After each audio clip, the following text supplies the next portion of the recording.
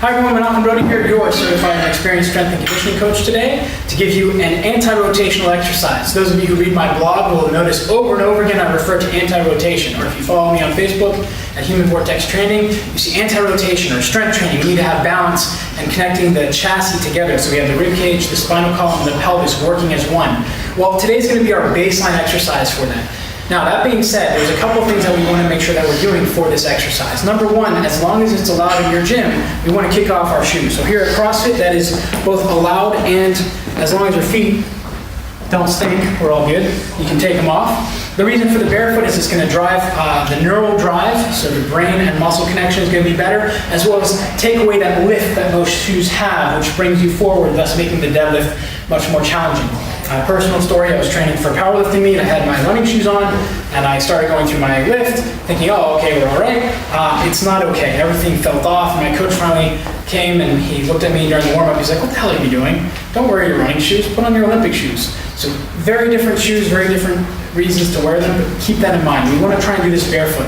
If in your facility you have to wear shoes, I would recommend getting zero lift, so you can use, there's a number, Nike Free, Adidas, whatever, they have zero lift as well.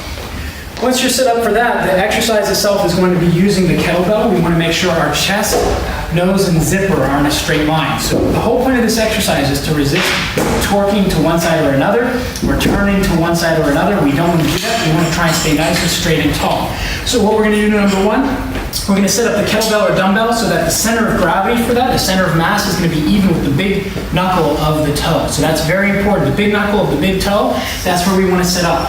Once we're there, we're going to grab the kettlebell and squeeze, keeping our arms straight and our shoulder blade back and down. We want to squeeze that kettlebell as if it's a piece of tinfoil we're trying to curl into a ball.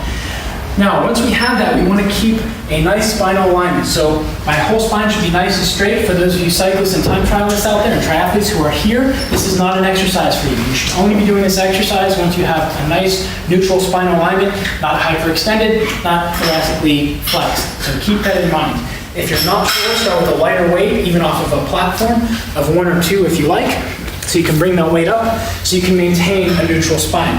Just set this on the floor this way, put the weight up, it'll lift it up so you can keep neutral spine. Now, once we have that all set, what we're going to do is we're going to use the glutes, the hamstrings, to drive the kettlebell up. We want to make sure, again, nose, chest, and zipper on a straight line. Up, straight back. Make sure the shoulder isn't rounding forward. Make sure you're not rounding the back as you lift. This is not how to do it properly. We have a nice neutral spine, sit back, keep everything in a straight line, shoulder blade back and down, drive through the glutes and lift. The last thing that I want to point out, guys, is we're only going to start with 4 sets of 2 each side with a light weight.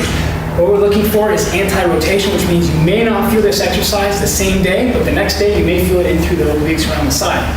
Very important not to push the weight. I'll start off with 4 sets of 2 with a light weight, get the technique down. Once you have excellent technique, you're able to build up the weight. You can go 4 sets of 6, 4 sets of 8, but the point of this is not to keep driving, maybe guided by your stronger hand, which a lot of my athletes like to do. They're like, oh, single arm deadlifts are awesome, I'm doing 40 pounds. I'm like, okay, how's the other hand? Oh, like 20. So make sure you guys are staying nice and even through. So if your left hand can only do 20 pounds, your right hand can do 25. Stay with this exercise at that weight, at the 20 pounds, until your left hand is able to catch up to your right. So start off with this exercise 2 to 3 days a week, 4 sets of 2, working on the technique. Nice and easy, simple through. And remember, until next time, train smarter, not harder. And it is all about you.